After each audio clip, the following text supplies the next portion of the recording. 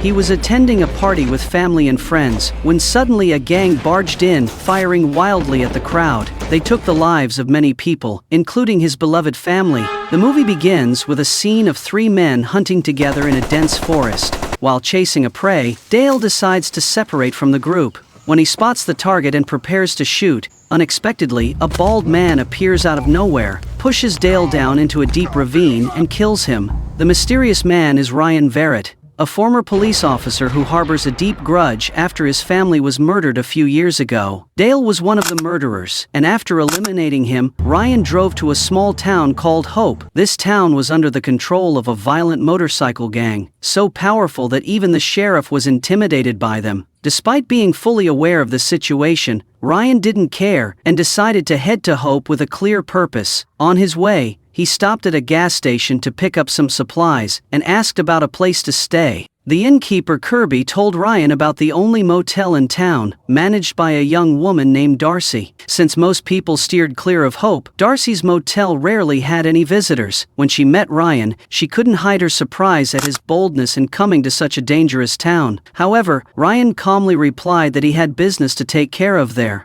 Meanwhile, FBI agent Frank was making plans with his team to apprehend Dale, who was not only a murderer, but also a dangerous rapist. As they were talking, another agent entered the room, announcing that Dale had been found dead. The scene then transitioned to a flashback of Ryan's past, when he was still a police officer. In that painful memory, Ryan was attending a party with his family and friends when a gang of criminals burst in, opening fire wildly on the crowd. A barrage of gunshots echoed through the air, taking the lives of many, including Ryan's beloved family.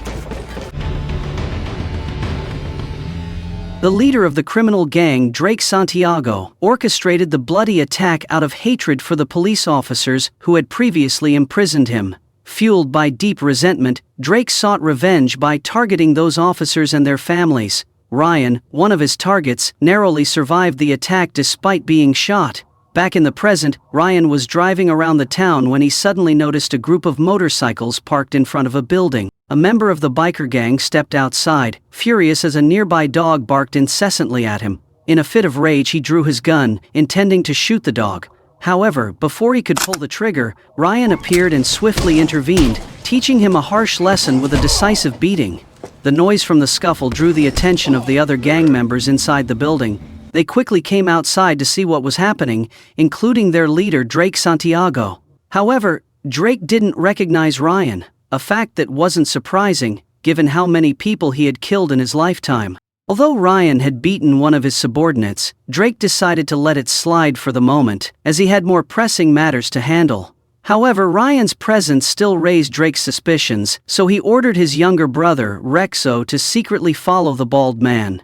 The next morning, Rexo met with Drake to report that a local club owner in town had refused to pay their protection fees. Enraged by the news, Drake decided to challenge the club owner to a one-round boxing match. Drake made a bold promise. If the man won, he would never demand protection money from him again. Despite his age, Drake still possessed exceptional strength and easily defeated his opponent, a large man, in the boxing match. However, instead of continuing to punish him, Drake decided to spare the man, recognizing that he still needed the protection money. Dead men don't pay debts. Drake and his gang didn't just make their fortune from protection fees, they also profited from numerous other sources, including controlling meth labs in the area. Yet, even amid the chaos of his criminal enterprises, Drake didn't forget to keep a watchful eye on Ryan. That evening, Rexo arrived at Darcy's motel, asking if a bald man named Ryan was staying there. Darcy refused to answer his question, which angered Rexo and prompted him to make threats. He declared he would make her life a living hell if she didn't reveal Ryan's whereabouts. At that moment, Ryan, who was in the motel, overheard the threats and decided to intervene with force. After witnessing Rexo being taken down, Darcy, visibly worried, warned Ryan that Rexo wasn't an ordinary man. He was the younger brother of Drake, the fearsome leader of the motorcycle gang that controlled the entire town. Drake would undoubtedly seek revenge if he found out his brother had been harmed, but Ryan didn't care. He dragged Rexo to the gang's drug lab, tied him to a car, and sent the vehicle crashing into the lab. A massive explosion erupted, destroying the entire facility and killing Rexo in the flames. Ryan walked away, satisfied that his plan had succeeded. Not long after, Drake and his gang discovered the explosion and rushed to the scene in a panic. But all they could do was stand and watch as the lab was consumed by flames. When they discovered Rexo's body, Drake was overcome with rage upon realizing his brother was dead. Shortly after the explosion, the sheriff and a deputy arrived at the scene to investigate. Drake's gang was still there, and when Drake saw the sheriff, he didn't hesitate to approach and threaten him. Drake warned that if the sheriff interfered with the gang's operations, he would kill the sheriff's entire family. The sheriff, too frightened to argue, kept quiet. In his mind, a secret plan began to form. If he allowed the gang to continue unchecked, he hoped to prevent even worse violence from erupting in the town. The next day, Ryan decided to target a gang truck transporting meth to another city. He quietly followed the truck, then secretly deflated one of its tires, forcing the driver to stop and step out. As soon as the driver exited the vehicle, Ryan quickly attacked, slamming his head into the truck's door. Without hesitation, he then blew up the truck, causing it to erupt in flames. A gang member witnessed the explosion and immediately reported it to Drake. Upon learning that the truck contained a large amount of meth, Drake was furious, realizing that he had lost a massive sum of money. Determined to seek revenge, Drake immediately wanted to find the person behind the attack, and began to suspect that it was Ryan.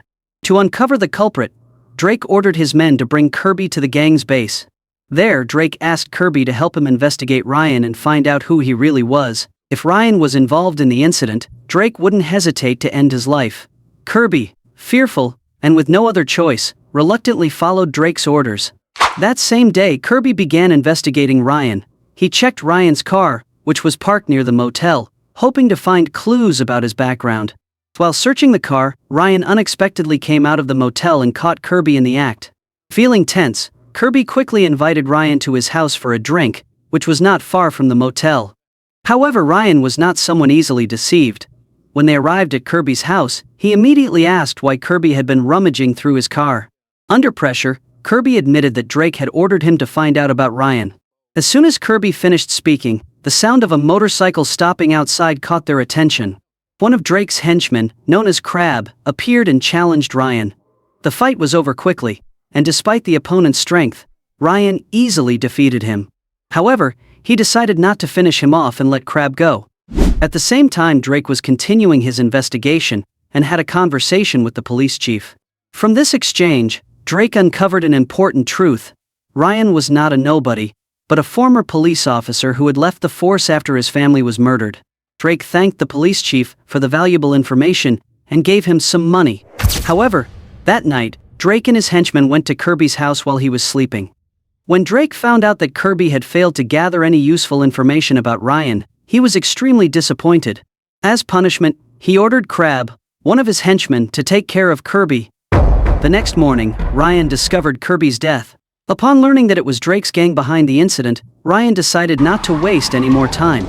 He immediately went to one of Drake's clubs and easily defeated all the gang members present there. He then kidnapped Crab, shoved him into the trunk of his car, and coldly finished him off. Crab's body was dumped right in front of the gang's headquarters as a warning. When Drake discovered the death of his close henchman, he could not control his rage. He ordered all remaining underlings to gather and prepare weapons, determined to hunt down Ryan at any cost. That night, while at the inn, Darcy heard strange noises from outside. She quickly got up from her chair and grabbed her handgun, ready to confront any intruder. However, Ryan immediately recognized it was his enemy, and quickly instructed Darcy to hide behind the desk to avoid danger. A few minutes later, the front door slowly opened, and Drake's men entered. Ryan patiently waited until they were close enough. When they were in his sights, he instructed Darcy to turn off the lights. The darkness instantly engulfed the room, and the sound of gunshots rang out like a thunderstrike. When Darcy turned the lights back on, she couldn't believe her eyes. All the gang members were lying dead on the floor. Ryan, unharmed, realized that the place was no longer safe. He quickly took Darcy and decided to find another place to hide. Unfortunately, Ryan didn't realize that his enemies were laying in wait outside. Suddenly, they rushed in to attack and beat Ryan until he lost consciousness. When he woke up, Ryan found himself bound and brought to the gang's headquarters, along with Darcy. His arms were tightly strapped to a chair, making it impossible for him to move. Drake stood in front of him, coldly declaring that he would kill both Ryan and Darcy, but first he would torture Darcy. Drake ordered one of his henchmen to torture Ryan while he went into the next room. The large man tasked with tormenting Ryan began beating him savagely. However, unexpectedly Ryan managed to untie the ropes on his hands and started to fight back. He quickly overpowered the large man, knocking him down. Not wasting any time, Ryan made his way through the ship, which was being used as the gang's headquarters. He faced off against Drake's henchmen, who tried to resist, but all of them were easily defeated by Ryan. Eventually, Ryan found Darcy. Darcy was tied up, and her mouth was tightly sealed with tape. Ryan quickly untied her and together they searched for a way to escape the ship. However, Drake wasn't going to let them escape easily. Ryan realized this was the moment to confront Drake in a final showdown. He told Darcy to leave and prepared to face his enemy alone. Before the battle began, Drake coldly remarked that he remembered Ryan, the cop whose family he had killed. He had thought Ryan was dead after that incident. The one-on-one fight erupted into a fierce battle. Although Drake had strength, Ryan was superior and ultimately defeated him, causing Drake to fall. Ryan thought he had won, but even though he was beaten, Drake retreated, grabbed a knife, and tried to attack Ryan from behind. Fortunately, at that moment, FBI agent Frank appeared and shot Drake dead just in time before he could harm Ryan. The FBI hoped this would be their chance to put an end to the terror Drake's gang had inflicted on the townspeople. Frank decided not to arrest Ryan, believing that the police still needed people like him. Ryan left the town, promising Frank that they would meet again someday. The lesson from this story is, if you're planning to take on an entire gang, make sure you're a former cop with a deep vendetta and the ability to make explosions your signature move.